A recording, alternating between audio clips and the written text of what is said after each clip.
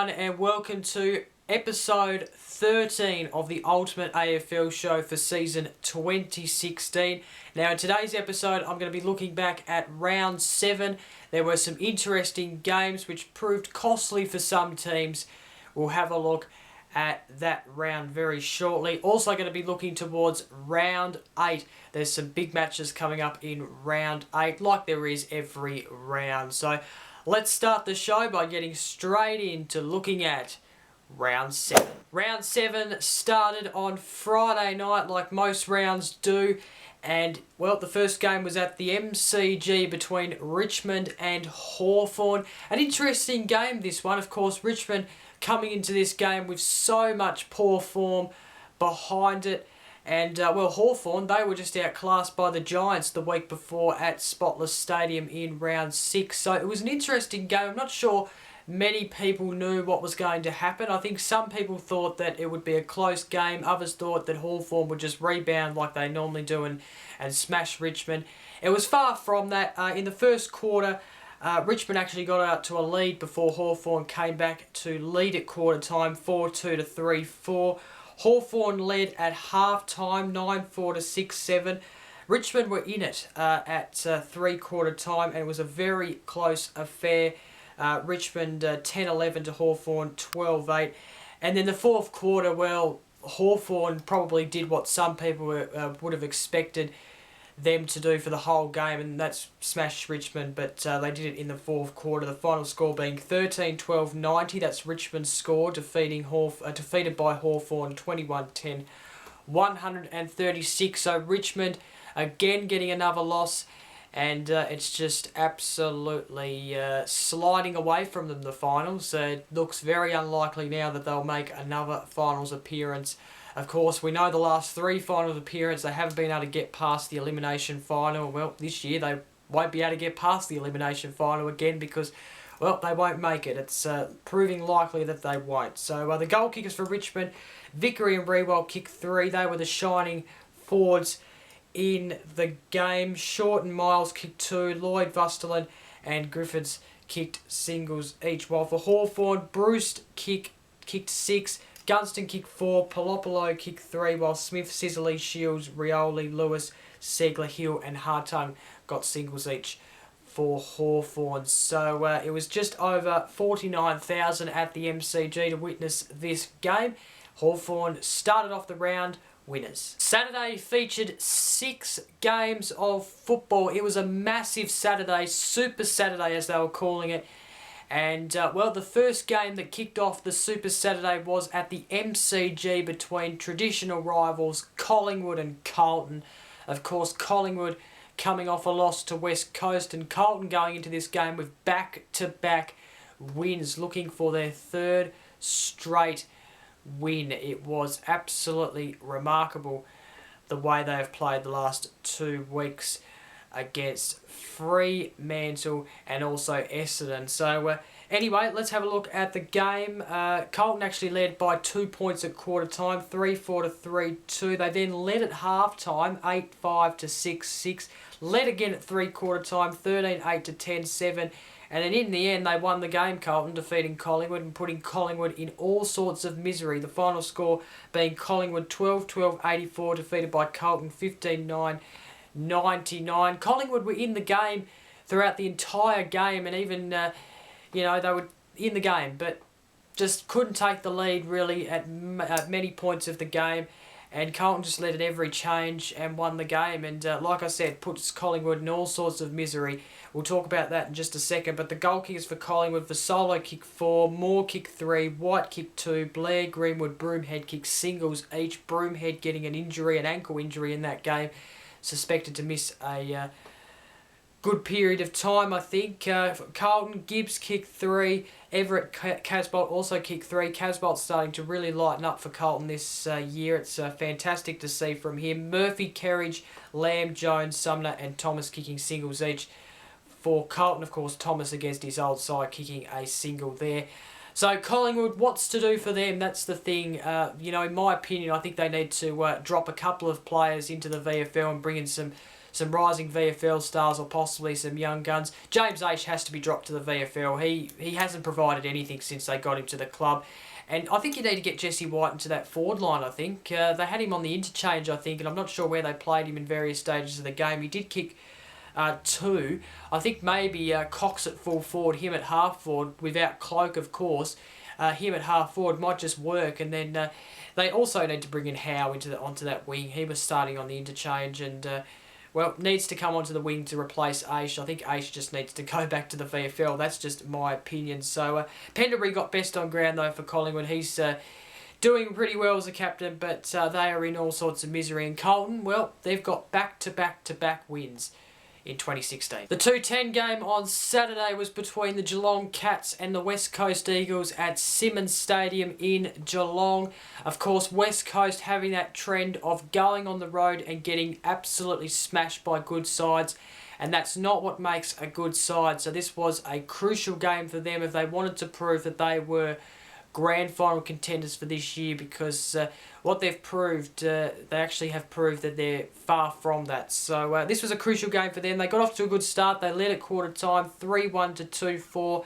But then Geelong was able to take the half-time and three-quarter time leads, and in the end win pretty convincingly. The final score being Geelong 18-15, 123, defeating the Eagles 12-7, 79. The goal kickers for the Cats, Motlop kicked 4, while Hawkins, Kirsten kicked 3 each. You then have Guthrie who kicked 2, Stanley Bartell, Catty, Cockatoo, Mackie, and also Menzel kicking singles each for the Cats. While the Eagle goal kickers, Kennedy kicked 3 as well as Darling, Lessard kicked 2, while Cripps, Hill, Lacrosse and Jetta kicked singles each for the Eagles. A lot of people saying that Jetta needs to go back to the waffle to get himself right, and I tend to agree with some of those people who are saying that.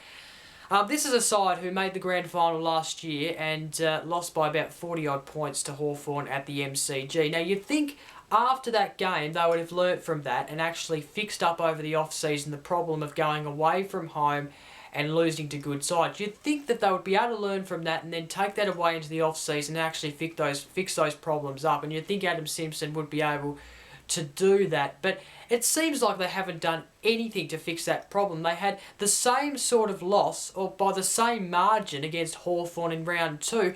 And again, they've gone on the road to versus Geelong and they've got smashed. And the same thing happened at the SCG between the Sydney Swans. It's ridiculous. It's crap. And I'm absolutely regretting picking them to win the grand final this year, because they're far from it. They are a side who goes on the road and can't win against good sides. And it's not good enough. What makes good sides is being able to go on the road and win those away games, those crucial away games, as well as winning at home. That's what makes good sides.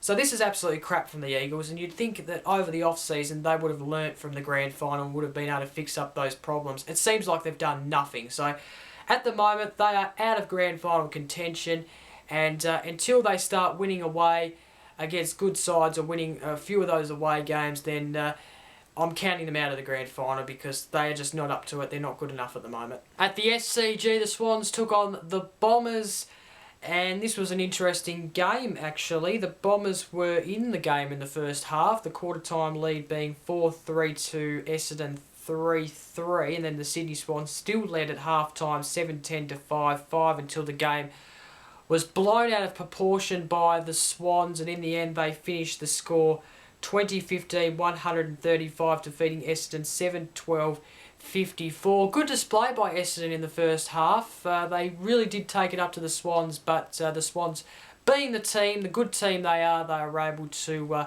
hold out Essendon and not cause any upset, which wouldn't have been good. Of course, we saw the week before they were a bit sketchy against the Lions. They only just got through that game with a win, so they probably did well in this game and did better than what they did against the Lions. Let's have a look at the goal kickers. Franklin kicks 6. He is in such good form at the moment. Loving what he is doing with the Swans. Heaney kicked 5, while Pabley, Tippett, Jack kicked 2, while Sinclair, Hewitt, McGlynn kicked singles each for the Swans. The Essendon goal kickers, Zara Rakas kicked 2, while Fantasia, Bird, Brown, Simkin and McKernan kicked singles each for the Bombers. Good win in the end by the Swans. Over 29,000 attended that game at the SCG. At Metricon in the Gold Coast, it was Gold Coast Suns v Melbourne.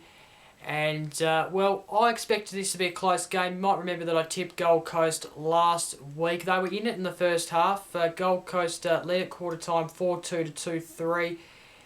Then Melbourne led at half time by a few points, 8-7 to 8-3.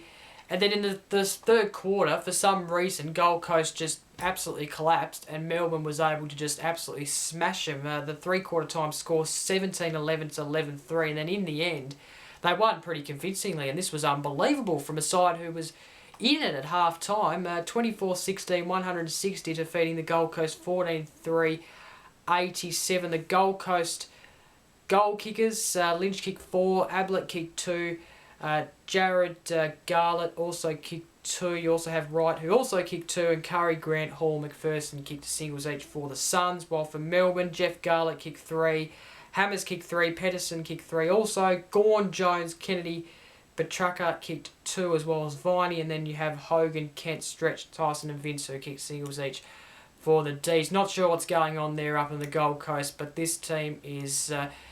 well, this is their second straight loss where they've been absolutely smashed, and it's not good enough by a side who started off the season pretty good. So, not sure what's going on over there at Metricon Stadium, but this side needs some help, and yeah, it's not good. Personally, I think Guy McKenna should have stuck around. They shouldn't have sacked him. I think that's why they're in this place now, because as well as the injuries, but I think Guy McKenna was doing pretty well until they sacked him for some reason, and I don't think he was deserved to sacked. But anyway, that's just my opinion.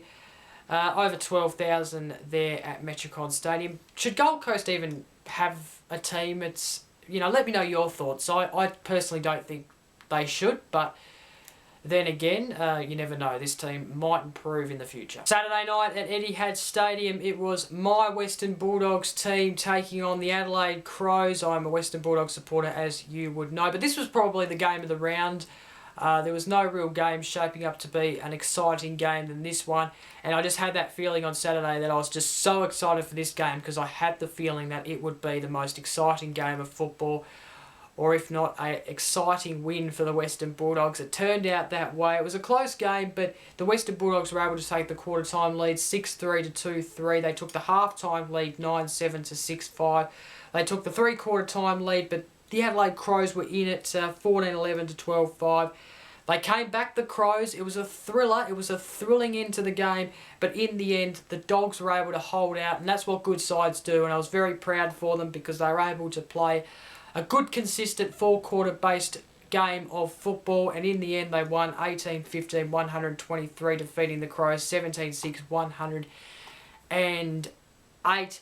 The goal kickers for the Dogs, Stringer kicked 4. He was back to his complete best for the Dogs. Dixon and Redpath kicked 3. Redpath coming in for the Dogs this week, performing very nicely. Daniel Dale, Bontempelli kicking 2 each, while Liberatore and Wallace kick singles each for the Dogs. You then have the Crows goal kickers. Jenkins, he kicked 8 goals. He had a very good day in front of the scoreboard.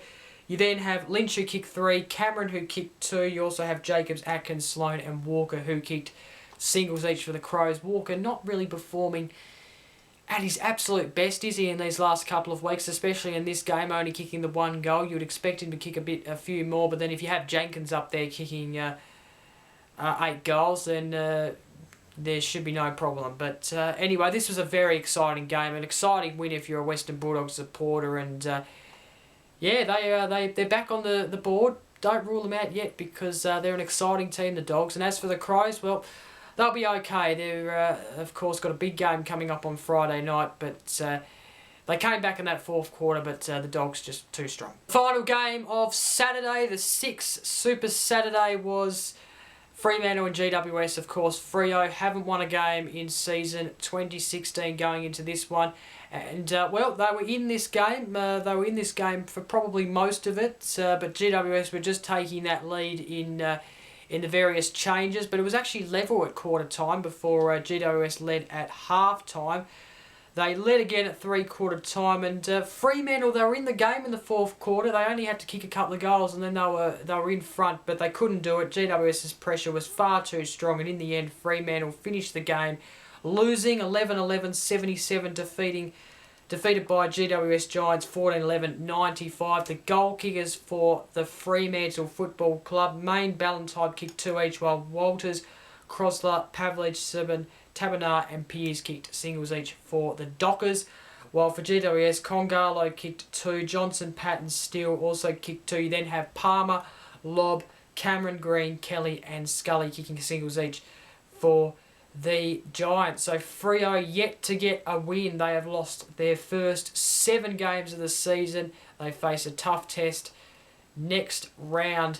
It's just, we're not sure when they're going to get a win, because it's just they've just been beaten all round in the first 7 games they've played. Sunday there were only 2 games, and the first game started at 3:20 p.m. between St Kilda and North Melbourne. St Kilda really took it up to North Melbourne, and it was a close game all the way through.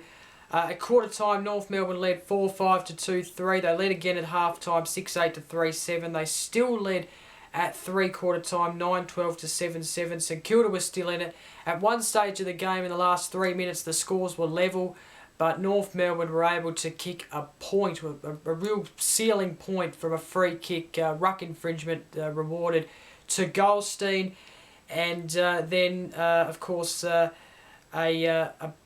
big controversy at the end of the game with that countdown clock. Of course, Wood got a free kick, or holding the ball, and he was paid the free kick, and he was able to actually look at the countdown clock and actually take that whole 30 seconds before the siren went. So a bit of a talking point there. Look, to be quite honest with you, there's no real problem doing that with the countdown clock, and if the countdown clock wasn't there, maybe he would have still done it. I'm not quite sure. Maybe not as long, but I think, look, I don't mind the countdown clock. I think they should probably maybe keep it. However, if they're going to keep it, I'm not really sure, to be honest, but if they're going to keep it, they can't have this business where you have to run within 30 seconds. I think once the 30 seconds is up, play on. That's it. Because, you're waiting another 10 or 15 seconds for him to run up. It's ridiculous, that rule. So anyway, the final score, St Kilda 11-9-75 defeated by North Melbourne 11-16-82. The goal kickers for St Kilda, Rewald kicked 3, Membley also kicked 3, Bruce kicked 2, while Savage, Weller and Billings kicked singles each for the Saints. You then have the North Melbourne Football Club goal kickers, Brown, Petrie, Higgins and Wood kicked 2 each. Cunnington, Harvey and Waite kicked singles each. For the Kangas, good crowd there at Etihad Stadium, just over 27,000 for this game on a Sunday afternoon. It was a good game. I enjoyed it. The final game of round 7 was between Port Adelaide and the Brisbane Lions. Brisbane Lions really took it up to the Swans last week at their home ground. Couldn't quite do the same though here at Adelaide Oval. It's fair to say Port Adelaide winning pretty convincingly. 21-10, 136 defeating the Lions. 7-17, 59, Port Adelaide goal kickers, Dixon kicked 5. He had a good day for his new club. You then have Wingard, Westhoff, Young kicking 3 each, while Wines, Ebert, Broadbent, Neild, Impey, Pettard and Pollock kick singles each for Port Adelaide. The Lion goal kickers, Zorko kicked 2, Lester Skay, Hanley Beams, Clay Beams and also Dane Beams, his brother, kicking singles each for the Lions. So that is round 7. Okay, time now to get into the stats after round 7. Who's leading what? We'll start with the leading goal kickers. And Franklin leads the goal kickers after that 6-goal bag on the weekend. He leads on 29. Tom Lynch just 1 goal behind him on 28. You then have Jenkins on 3rd with 23, level with Waite.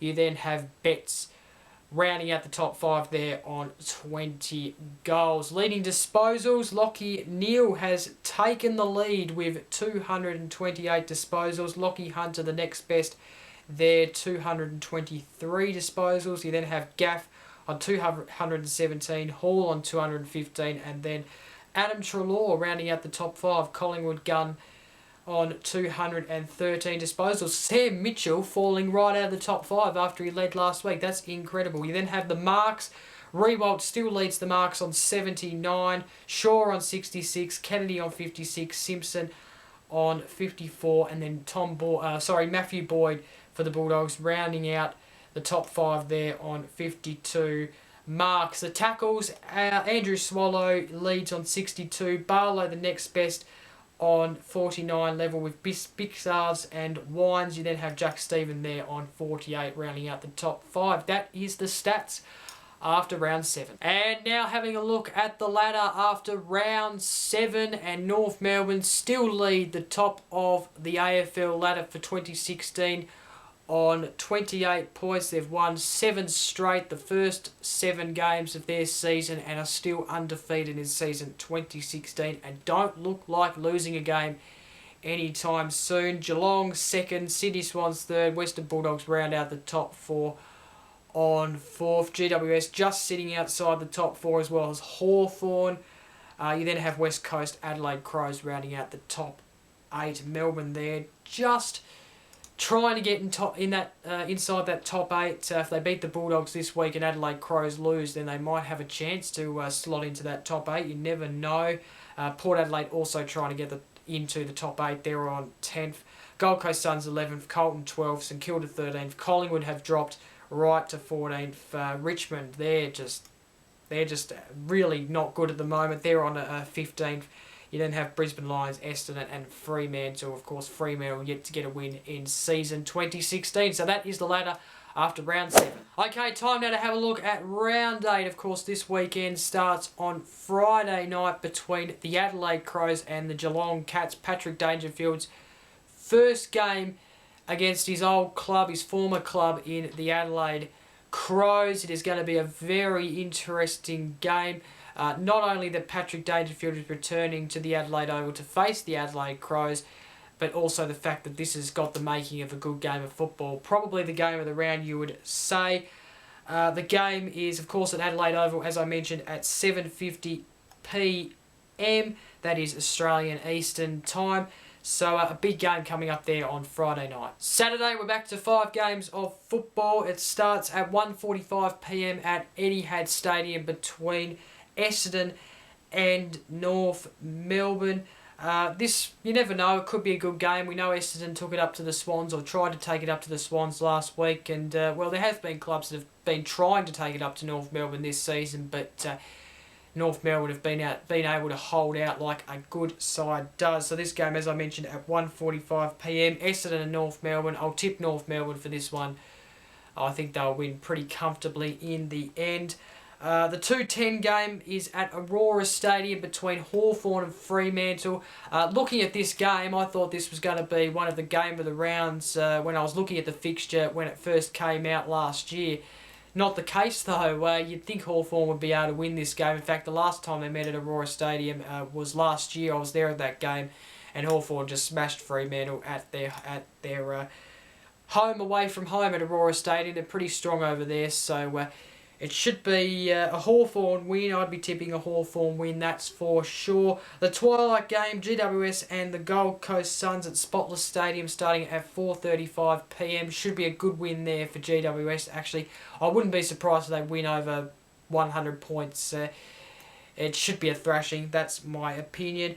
Saturday night, there are 2 games. Richmond and the Sydney Swans at the MCG starting at 7:25 p.m. Australian Eastern Time. I'll be tipping the Sydney Swans for this one. They should be able to win this game. I find it very hard to see Richmond winning this game. And then the last game of Saturday, it is Brisbane Lions and Collingwood starting also at 7:25 p.m. That one at the Gabba. This one should be a good game of football. Not sure who to tip for this one, actually. Collingwood, of course, been in absolutely poor form. The Lions, as we know, took it up to the Swans at their home ground a couple of weeks ago. In fact, they've been not overly strong, but they've won at home this season. I think they'll win against the Pies on Saturday night. I think they truly will. And Dane Beams, of course, against his former side, I think they'll win. Sunday, 3 games, 2 in Melbourne. It starts at 1:10 p.m. at the Etihad Stadium, Docklands, between Carlton and Port Adelaide. This should be an interesting game of football to watch. Carlton, of course, looking for their 4th straight win. Port Adelaide actually looking for their third straight win after their last 2 wins against Richmond and also Brisbane Lions. So it's going to be a good game. I think Port Adelaide will win. I think they're going to start getting on a little bit of a roll now. They're playing some good football, so I think Port Adelaide will win that game, but I'm sure it's going to be a very close game. At the MCG, the mid-afternoon game at 3:20 p.m, it is between Melbourne and the Western Bulldogs, the women's or the pink match there at the MCG. This one should be an interesting game. I wouldn't be surprised if Melbourne take it up to the Dogs. They have been doing that against most teams this season. Being a Dogs supporter, I am going to tip the Western Bulldogs to win though, but Melbourne are a danger side. They are pretty exciting this year, I must say, but the Western Bulldogs, they are strong. They had an exciting win last Saturday night, and they will win.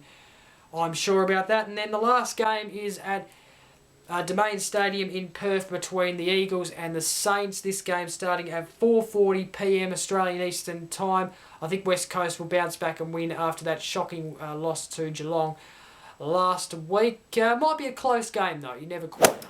And that is it for episode 13 of the Ultimate AFL Show. I hope you enjoyed this week's episode. Don't forget to like, comment and share this video. Subscribe for a new episode of this to your newsfeed every Wednesday. Of course, I appreciate the support. And don't forget to check out my channel for all the other content available on it. So thank you very much for watching. I'm Jacob. Until next week, enjoy round 8. Bye for now.